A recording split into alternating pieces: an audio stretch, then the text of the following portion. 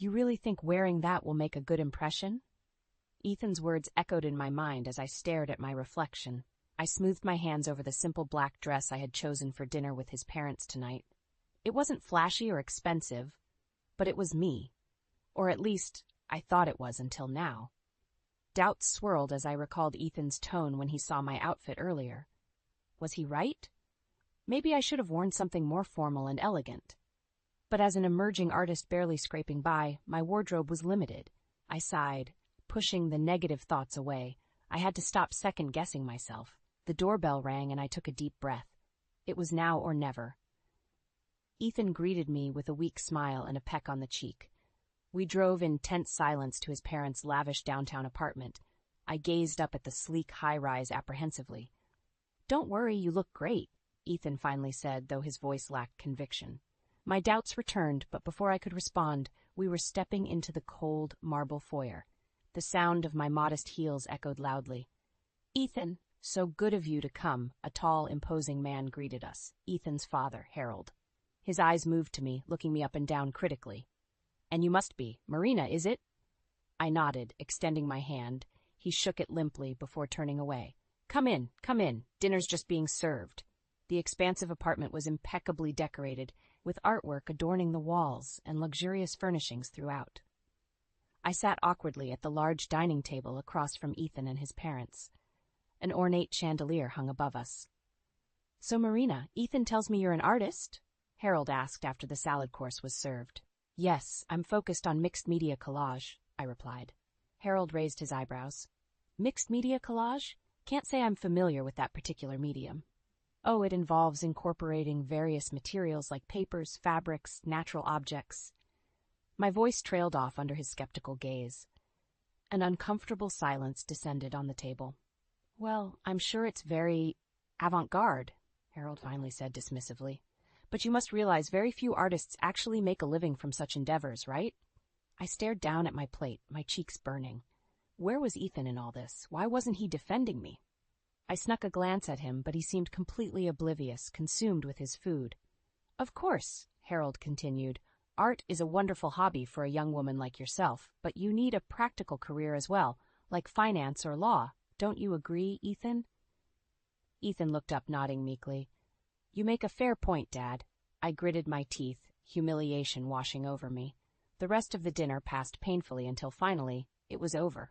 Ethan and I rode the elevator down to the car in silence. It wasn't until we were driving away that he finally spoke. "I'm really sorry about my dad," he said half-heartedly. "You know how traditional and superficial he can be." I just stared out the window, holding back angry tears. Maybe this relationship was a mistake after all. The weekend after the disastrous dinner, I found myself reluctantly agreeing to a second meeting with Ethan's family. Part of me wanted to end things then and there, but another part still clung to the hope that maybe it was just first impressions. Maybe if I tried again, they would see me for who I really am. Ethan seemed genuinely apologetic about his dad's behavior. "Just give him another chance," he pleaded. "He's old-fashioned, but I know if he gets to know you better, he'll come around." I finally acquiesced, though I knew deep down it was a long shot. Harold and the rest of Ethan's family cared about one thing only: status. Still, I had to try for Ethan's sake. I decided to meet with my mentor Louise beforehand, hoping she could provide some encouragement. She was the one who had first encouraged me to pursue art, even when others said it was impractical. "This boy should be standing up for you," Louise said as we sipped tea in her cozy kitchen. "If he doesn't appreciate who you are, then he's not worth it." Her words resonated with me. I had compromised myself too much for Ethan, dimming my light to avoid outshining his inferiority complex. His weakness revealed the hollowness at the core of his ostentatious family. Their lives were dictated by petty hierarchies and prejudices. I left Louise's house with newfound clarity and a bold idea. I decided I would wear one of her pieces, an exquisite jacket made of paper, cardboard, and fabric scraps, to the family dinner. I knew Harold would scoff at it for looking like arts and crafts, but its beauty stemmed from Louise's brilliant technique of transforming discarded materials into art. The night of the dinner came. My hands trembled slightly as I fastened the final button on the jacket. This was my line in the sand. Ethan clearly felt some trepidation when he arrived to pick me up. "That jacket's different," he noted delicately. I lifted my chin, steadying my resolve. "Yes, it's one of a kind, like me." He nodded, looking away awkwardly. My courage grew. At Harold's apartment, I immediately felt his scornful glare on my outfit. But before he could deride it, I spoke up proudly. "My jacket was handmade by Louise Sanders. I'm sure you've heard of her brilliant found object creations." Harold paused, seeming temporarily impressed. "Louise Sanders? Isn't she that new avant-garde designer featured in Vogue last month?" "The one and the same," I confirmed. "Oh yes, of course," Harold exclaimed with forced enthusiasm. "Her work with recycled materials is so innovative." I smiled victoriously as we sat down to dinner. For once, the power dynamic felt shifted in my favor. Ethan kept grinning at me appreciatively throughout the meal. But Harold's superficiality shone through once again as he remarked, "You know, Marina, with Louise Sanders' pieces skyrocketing in value, you really should consider auctioning off that jacket. I'm sure you could make a tidy sum. You clearly have a good eye for fashion." I nearly choked on my wine. Even now, he could only see the monetary value of art and creativity. Louise and I were vessels for him to increase his fortune and prestige. The rest of the dinner passed in a blur. When Ethan dropped me home, I felt nothing but disdain roiling inside me. The time had come for me to stand up and walk away from this toxic, vacuous family. After the second disastrous dinner with Ethan's family, I found myself at a crossroads. The blatant disrespect and condescension I had experienced left me reeling. I knew I deserved better, but a small part of me still clung to the hope that our relationship could be salvaged. Ethan kept apologizing and begging me for another chance. "It will be different this time, I promise," he pleaded. "Just give them one more chance to get to know the real you." I was reluctant. The first 2 meetings had gone terribly, leaving me feeling belittled and small. But maybe I owed it to Ethan to try one last time before walking away for good. Before agreeing to anything, I met with my mentor Louise again, seeking her wisdom. She listened thoughtfully as I recounted the details of that night. Harold's dismissiveness towards my career, the passive aggression masked as superficial compliments. Louise shook her head, a hint of anger in her eyes. "This whole family sounds toxic, Marina. Sometimes you have to know when enough is enough." I knew she was right. I had compromised myself time and again to appease their egos. I deserved to be with someone who valued me for who I was. Still, there was a tiny part of me that hoped Ethan would finally stand up for me if I gave him this one last chance. I decided to agree to a final dinner, but I would do it on my own terms this time. No more diminishing myself for their comfort. When Ethan arrived to pick me up, I wore an even bolder outfit, adorned with pieces from several emerging designers. I could see the surprise in Ethan's eyes, but he said nothing as we drove to meet his parents. At dinner, Harold's eyes lingered on my clothes with unveiled disdain. Before he could make a snide remark, I spoke up. "I'm wearing some new designers, ones who are doing groundbreaking work experimenting with sustainable materials. Since you have such an interest in fashion, I thought you'd appreciate these conscious pieces." Harold's mouth snapped shut, unable to formulate a response. The rest of Ethan's family shifted uncomfortably. As dinner progressed, I continued speaking out passionately about my beliefs, challenging their superficial mindsets. With each word, I felt myself reclaiming my power. Ethan watched me with a stunned expression, like he was seeing me clearly for the first time. Finally, Harold sneered. "What's gotten into you tonight, Marina? This new attitude of yours is quite off-putting." I smiled calmly as I stood up from my seat. "With all due respect, nothing has gotten into me. This is who I have been all along. But instead of appreciating that, you have dismissed and belittled me at every turn. I see now that our values are simply incompatible. Ethan, I'm sorry, but we're over. I wish you and your family all the best." With that, I turned and walked away from that life forever, my head held high. I stepped out into the night feeling freer than I had in years. It was time for me to focus on people who would value me for who I was. This experience had given me the strength and clarity I needed to live authentically, without compromising my integrity ever again. After walking out on Ethan and his family, I was filled with a new sense of purpose. The ultimate revenge would be showing them I could thrive without their approval or validation. I decided to put all my energy into an upcoming gallery showcase organized by my mentor Louise. She had curated an exhibit featuring work from young avant-garde artists like myself.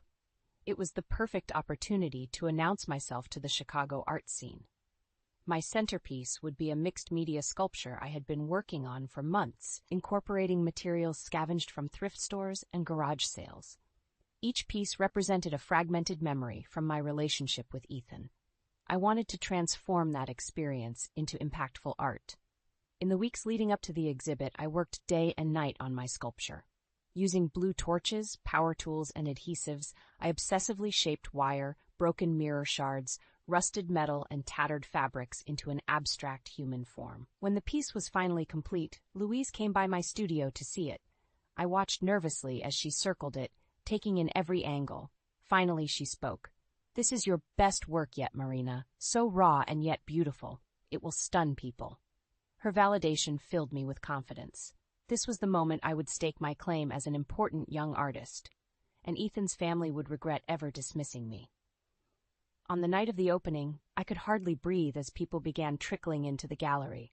The lights illuminated my sculpture provocatively, its jagged edges and distorted shape confrontational, yet captivating.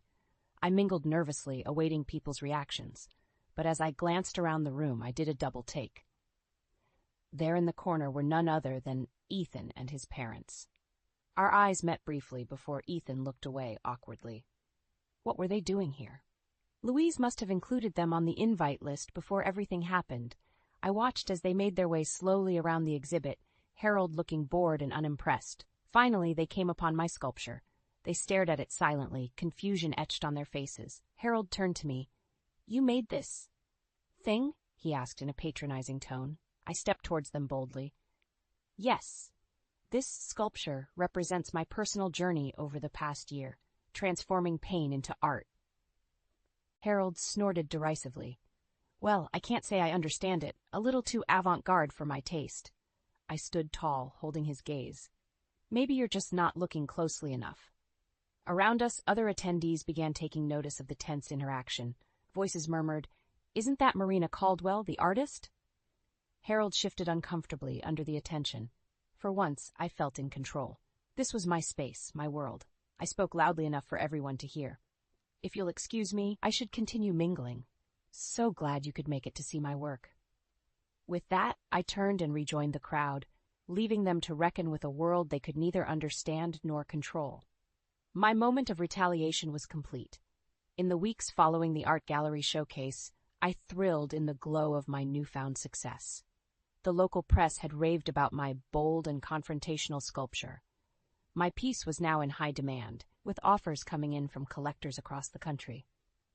After years of struggling and doubting myself, I was finally being recognized on my own terms.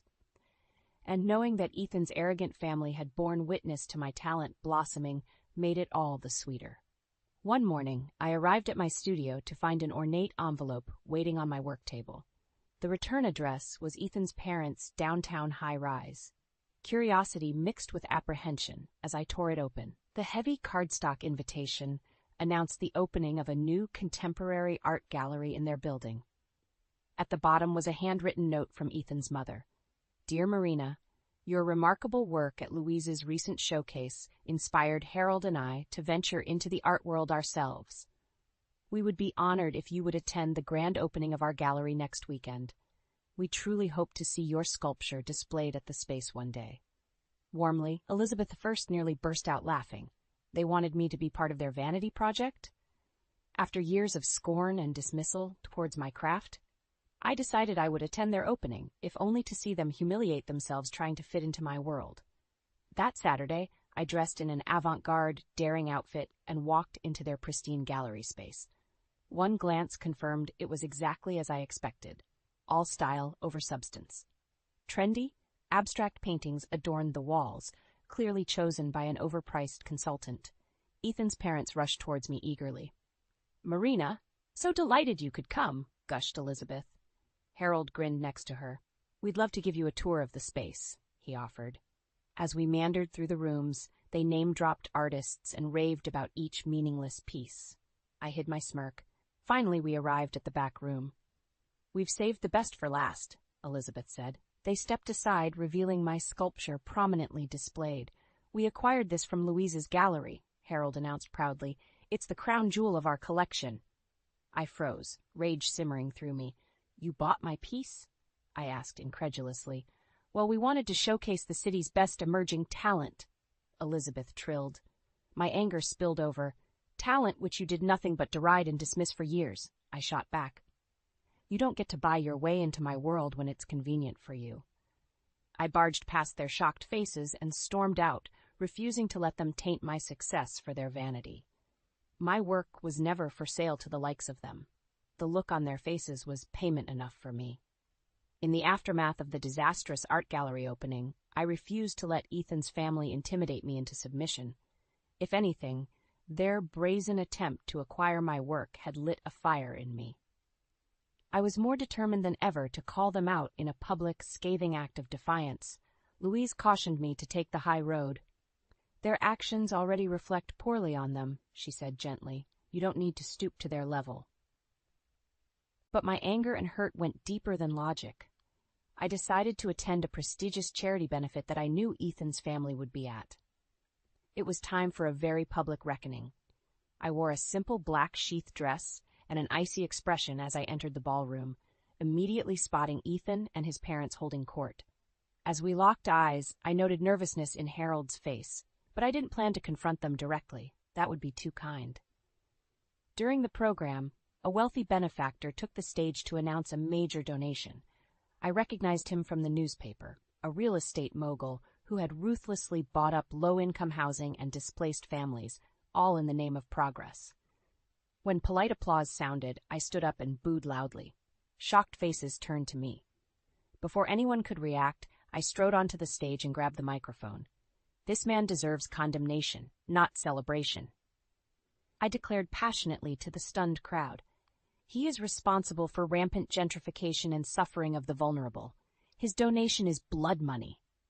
Murmurs arose as security rushed towards me, but I continued staring defiantly until they hauled me away.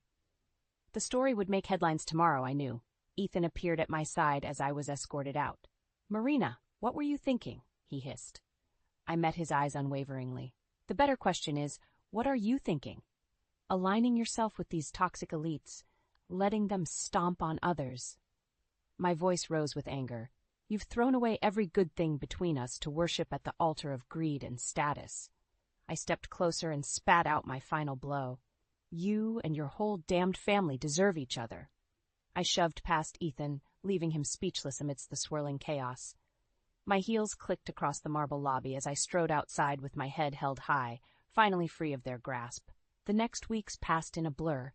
My defiant act had gone viral, with many lauding me as a champion for justice. Galleries and universities invited me to speak. My calendar filled with events and interviews. One morning, my doorbell rang unexpectedly. I opened it to find Ethan holding a single red rose. Before he could speak, I stepped forward and shut the door firmly in his face. I had nothing left to say to him or his family. My sights were set on a new horizon now. Let Ethan's privileged world crumble under the weight of its own rotten foundation. I would continue shining light on those they had trampled. With my new platform, I was only getting started. In the weeks after I publicly denounced Ethan's family, fallout from the scandal spread steadily through Chicago's elite circles. Whispers followed Ethan's parents everywhere, with friends and colleagues carefully avoiding them at social events. Their real estate empire took a hit as partners withdrew investments, not wanting the negative publicity. Harold responded by trying to smooth things over, penning op-eds and making appearances at charity events, but his desperate attempts to salvage his family's reputation only made things worse. Meanwhile, my career catapulted to new heights. The fame from my defiant, viral act earned me features in major publications. Galleries clamored to host my work. Invitations poured in for speaking engagements across the country. It was a gratifying vindication after years of patronization from Ethan's family. They had sneered at my unsophisticated art, oblivious to the raw talent right under their noses. How quickly the tides had changed. At my recent openings, I scanned the room, almost hoping to witness Harold and Elizabeth attending like scorned groupies. but of course they were too humiliated to show their faces now. One evening I arrived home to find an envelope wedged in my door. My guard immediately went up, thinking it was another pathetic plea from Ethan. But the return address was from Louise's gallery. Inside was a printed email between her and a writer for ArtNet News. "Hello, Louise. I'm working on a piece about Chicago's rising art stars and would love to feature Marina Caldwell. Her scathing manifesto against elitism took real courage. Do you have quotes you could contribute about her talent and integrity? Many thanks, Sam." I hugged the note to my chest, Louise's words warming me. Marina has always had a vision and voice far beyond her years. She turns injustice into art that makes you think and feel. Stay tuned, because this is only the beginning for her. After the darkness of recent months, it was profoundly moving to read Louise's unwavering support laid out. No matter what vitriol or opposition I faced, she believed in my gifts. I penned a heartfelt letter to Louise, thanking her for standing by me. I hoped one day I could be that kind of mentor to an emerging creative spirit. That was the only power and legacy I aspired to now. Let Ethan and his family cling to their dwindling status and wealth, constantly looking over their shoulders. I didn't need them or their world. I had everything I needed: my voice, my vision, and people who genuinely nurtured my talents rather than exploiting them. And that was worth more than they could ever grasp. In the weeks following the explosive will reading, I threw myself into learning the brewery business. As Dad's handpicked successor, I needed to understand every aspect of the company now under my stewardship. I toured the grounds, talking with employees and learning their roles hands-on. The seasoned workers taught me the intricate brewing process, from selecting premium ingredients right down to bottling and distribution. As I reviewed accounting records, the picture came into clear focus. Dad built this empire from the ground up, showing me the deeper meaning behind his years of endless work. The company meant far more than profit margins to him. It meant community, jobs for hundreds, partnerships with local farms, families sustained for generations. The brewery wove lives together in a way I never fully appreciated until now. Late one evening, as I finalized a new hire's papers, loud shouts rang out from the parking lot. I rushed outside to investigate. My gut tightened at what I saw. Evelyn and Declan stood screaming at Tom, Dad's loyal head brewer of 20 years. In the shadows lurked several suited men with hard expressions. Evelyn's usually polished blonde hair hung in frazzled strands as she jabbed a finger at Tom. "You have no right to block us," she shrilled. "Marshall promised us control." Tom stood firm, arms crossed. "This is Mr. Ryder's brewery now, as Mr. Marshall wanted. I aim to uphold his wishes." Declan grabbed Tom's shirt, wrenching the older man close. "Tell us the access codes to the system mainframe now," he growled, "or my associates will convince you the hard way." The suited men cracked their knuckles, malice glinting in their eyes. Tom paled but lifted his chin. "I won't betray Mr. Marshall's son. Do your worst." Rage exploded within me. I stalked forward, muscles coiled tight. "Let him go!" My shout echoed sharply. Everyone froze. Evelyn recovered first, her smile dripping false sweetness. "Ryder, darling, we were just having a chat with Tom here." I cut through her facade with a blistering glare. "Get off my property, now." Declan released Tom hastily as they scrambled to their car. Pausing, Evelyn hissed at me, "You'll pay for this," before peeling out down the road. I watched them go, chest heaving. So now they resorted to threats and violence, revealing desperation to reclaim what they considered their lost inheritance. Well, that was never happening. I turned to Tom, who gave me a grateful nod. In that small gesture, I recognized the deeper bond of trust Dad and Tom shared now flowing to me. As we walked back inside, steely purpose took root within me. Evelyn and Declan wanted war? Fine. For the brewery, for Dad and for Tom, I would give them absolute hell. No more playing nice.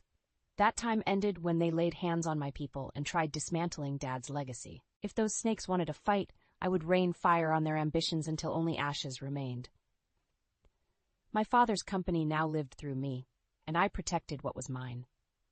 Years had passed since I walked away from Ethan and his toxic family. In that time, my career and self-confidence flourished beyond what I could have imagined. After publicly calling them out, doors opened for me to elevate other unheard voices through my art. Galleries and universities gave me platforms to share searing work exposing social injustice. My days filled with passion and purpose as I collaborated with inspiring minds. The fame and fortune were secondary. I treasured the connections most of all. Of course, the curiosity lingered about whatever became of Ethan and his parents after their spectacular downfall. I caught occasional rumors of them selling off assets and withdrawing from the public eye. But I felt no desire to follow up or relish their suffering. I had made my point and moved on. Their world held no appeal for me anymore, nor any power over my life path. One morning, an envelope arrived containing a wedding invitation from my friend Sophie, another artist and outspoken spirit. I smiled, remembering late nights working together in my cramped studio, dreaming of the day our voices would be heard. That evening, I eagerly attended her show, first displaying the two of us as young hopefuls. Seeing our unjaded faces juxtaposed with who we had become was profoundly moving. Pride welled up in me for Sophie, and for my own growth. As I gazed at the photos, one figure standing sullenly in the corner caught my eye. Ethan. A part of our history together I had forgotten. Sophie noticed my stare and came over. "Ancient history," she said, squeezing my shoulder. I nodded, letting the past dissolve once more. At Sophie's wedding the next weekend, I toasted her and her husband, celebrating the power of love between partners who see each other fully.